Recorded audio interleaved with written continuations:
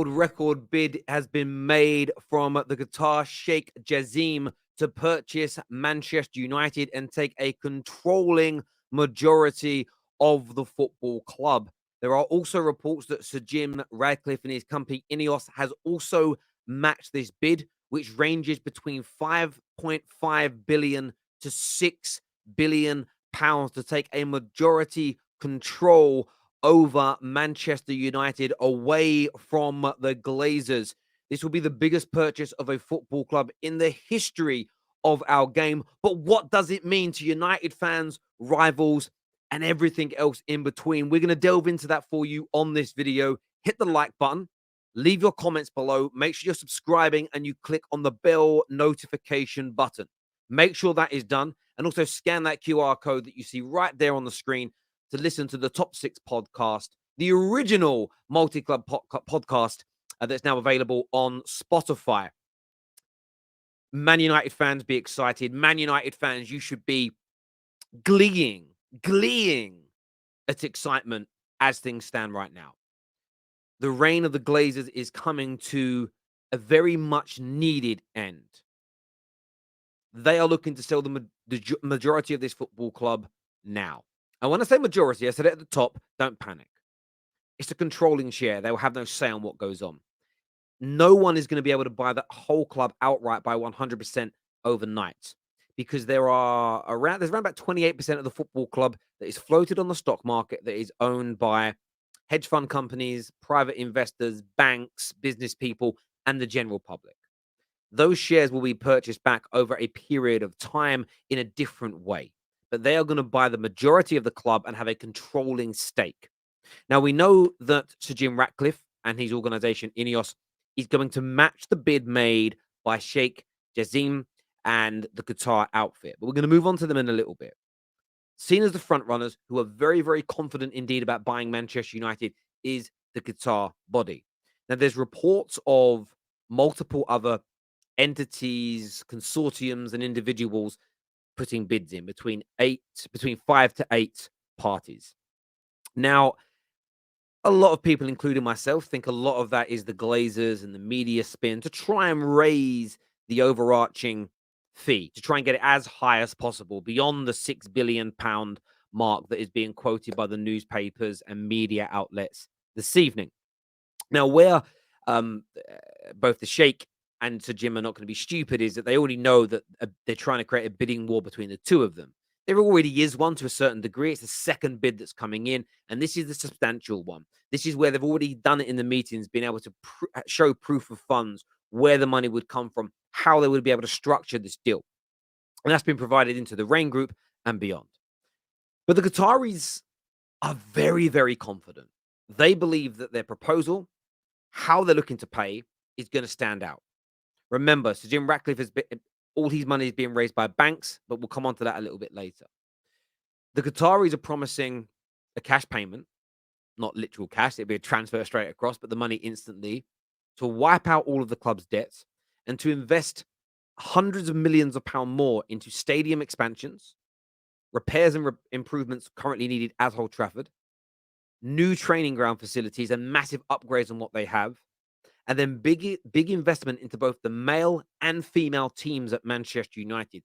They will invest the maximum amount possible under FFP guidelines, plus all the club's debt.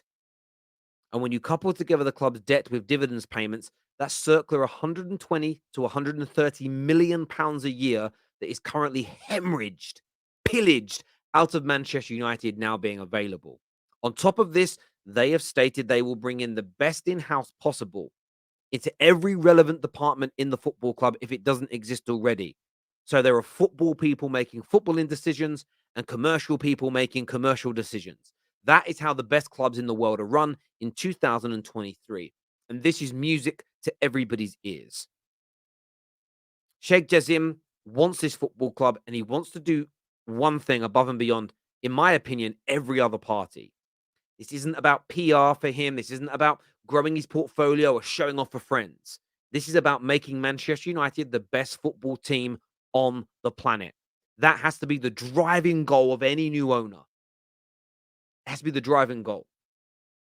The worry in all of this, though, is that the Glazers aren't too worried about what the new owners do with the club. They don't care whether we get relegated, go into administration, or win the Champions League. They care about getting the most amount of money possible in the quickest possible way. In steps Sir Jim Ratcliffe. Now, Sir Jim Ratcliffe is someone that I have defended at part in time, defended in part at times in recent weeks. But as it stands right now, the information that I have listened to, seen, and/or received is I do not want Sir Jim and Ineos to win this bid. I don't mind that they're buying it with debt if that debt is owned by Ineos and there is a contract that is binded in blood for eternity that Man United will never have any liabilities towards paying that back, and that no money that we turn over that comes from winnings or transfers or sponsorship or commercial revenues will ever go towards paying it back. But as far as we know, there is no set agreement that is going to be in place. So after a year, suddenly Manchester United could be responsible for paying back that loan. That's too much of a risk. The second element is there is no declaration now, when it's come to the official meeting with Man United, that they are willing to pay the debt off. None whatsoever. So there is a chance that Man United end up with what I'm calling the double dip debt. We could have the debt that we currently already owe for the Glazers buying the club. That could remain after they walk away with £5.5 billion. And the billions of pounds that are going to be borrowed by Ineos and by Sir Jim Ratcliffe at some point could also be payable by Manchester United. That could be catastrophic for us. Now, I know I already said that it's been reported by the media that the Glazers don't care.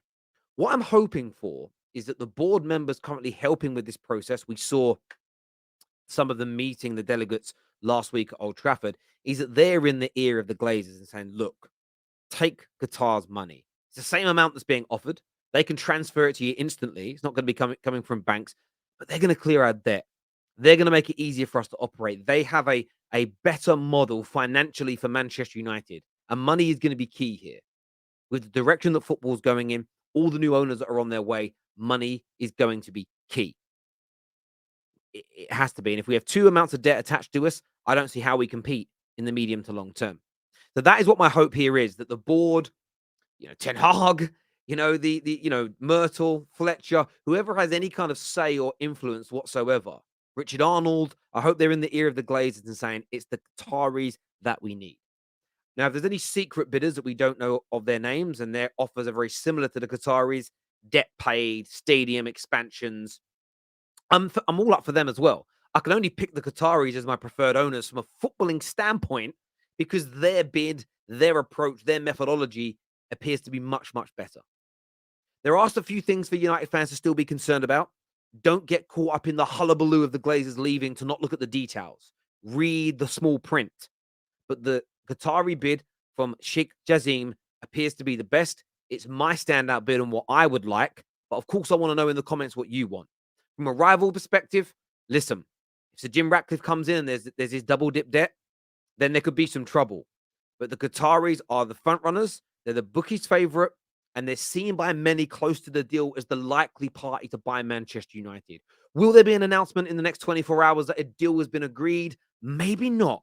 There could be a third stage of this bidding process. What that looks like, details will follow on. But we could be about to see the end of the reign of the Glazers. I want your thoughts, feelings, your emotions right now. Hit the like and the share buttons. Make sure you're subscribing to the Football Terrace as well. Until next time, take care. Goodbye. God bless. I'll see you soon.